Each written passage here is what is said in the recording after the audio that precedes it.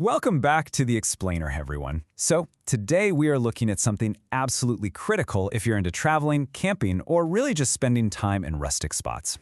While digging into the latest travel health data, we stumbled on this highly urgent, completely hidden threat facing travelers and cabin owners right now. It's tiny, it's totally silent, and honestly, it's incredibly dangerous. We've got a lot to cover, so let's just jump right in. Section 1. The Hidden Wilderness Threat. What you should really be looking out for. Okay, let's dive into this. You know, as humans, we always tend to fear the big, loud, obvious stuff in the wild, right? Snakes hiding in the grass, bears wandering into your camp, or maybe a sudden freak storm. But here's the thing, you can see a bear, you can hear a storm. To actually stay safe out there, we kind of need to flip our preconceived notions upside down. The real threat, it's microscopic. The most dangerous thing isn't the wildlife lurking outside your door, it's actually infected rodents carrying Hantavirus right inside the walls. And what makes this so incredibly alarming is this quote right from the source material. No widely available vaccine, no specific antiviral cure. Prevention is critical. Just pause and think about the gravity of that for a second. If you encounter this hidden enemy and get sick, there is no magic pill a doctor can give you to instantly make it better. There's no quick shot you can grab before your trip to guarantee you're safe. Zero. Because medical science doesn't have an easy fix for this yet. Your behavior and your awareness is literally your only line of defense. Moving on to Section 2. A global regional danger and how this virus acts totally differently around the world.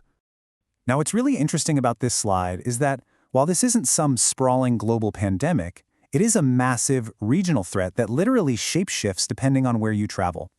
Look at how the exact same family of viruses launches a completely different attack based on your geography. If you're camping in the Americas, the virus primarily causes Hantavirus pulmonary syndrome, meaning it aggressively goes straight for your lungs.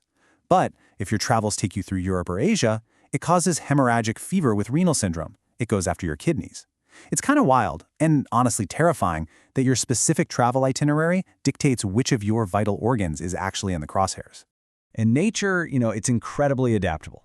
Thankfully, most strains do not spread human to human. You usually just catch it from the environment. But we found this rare, super alarming exception, the Andes virus. This is a specific South American strain of Hantavirus that completely breaks the rules because it actually can spread from person to person. So if your travel plans happen to include South America, your awareness needs to be dialed way, way up because the rules of the game completely change there. Section 3. How infection actually strikes.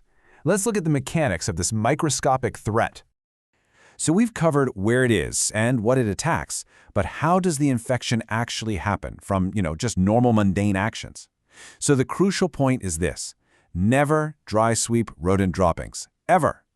Picture this, you arrive at a cabin, it's been locked up all winter long. You spot some droppings on the floor, and obviously, your first instinct is to grab a broom and sweep them up, right? Make the place nice and clean? Do not do it. Sweeping just creates this invisible, contaminated dust storm. The virus particles lift right off the floor, they aerosolize into the air, and boom, they're inhaled straight into your lungs. That simple, totally innocent attempt to clean up is the exact trigger that unleashes the virus. And if you do happen to inhale that dust, the physical toll is brutal. You're looking at a sudden fever, absolutely severe muscle aches, profound fatigue, and, especially in the Americas like we talked about, terrifying shortness of breath. The really sneaky part, these symptoms can easily masquerade as just a normal flu at first, which is exactly what makes this virus so incredibly deceptive. The sources are crystal clear on this formula. Fever plus breathing difficulty after rodent exposure equals an absolute medical emergency.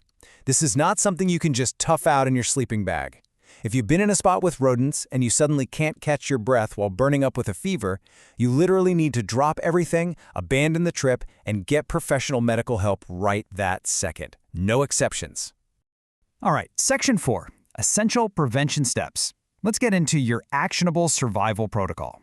Because look, you aren't defenseless here. Let's move to the protocol and see how this builds. Because we're going to turn the tables on this virus with a super clear 5-step safety routine for whenever you arrive at a cabin or campsite. Step 1, air out closed spaces for 30 minutes before you even think about unpacking. Throw open those doors and windows to let any of that bad air completely escape. Step 2, put on some gloves and an N95 mask to protect your hands and your lungs from any dust. Step 3, always spray a bleach solution before cleaning. Spraying wets down the dust so it literally can't become airborne, and it kills the virus on contact. Step 4. Store your food securely so you aren't throwing a welcome party for more rodents. And finally, Step 5. Wash your hands frequently. You do these 5 simple things, and you've basically built an impenetrable shield. So it all comes down to this. The next time you open an old cabin door, what is your very first move? By just knowing the enemy and having this really straightforward plan, you instantly take back control of your trip. The choices you make in those first 5 minutes literally dictate your safety. You really don't have to be afraid of heading out into the wilderness. You just have to be prepared with the right knowledge. If this explainer helps you get prepared, please do me a huge favor. Like, subscribe, and share this with your fellow campers, travelers, and cabin owners. It could genuinely save a life. Join us next time for more essential travel health updates. But before we wrap up, I really want you to let that previous question sink in. When you walk up those wooden steps, turn the key, and push open that old, dusty cabin door, are you reaching for the broom, or are you stepping back to let it breathe? Think about it. Stay curious, and please, stay safe out there.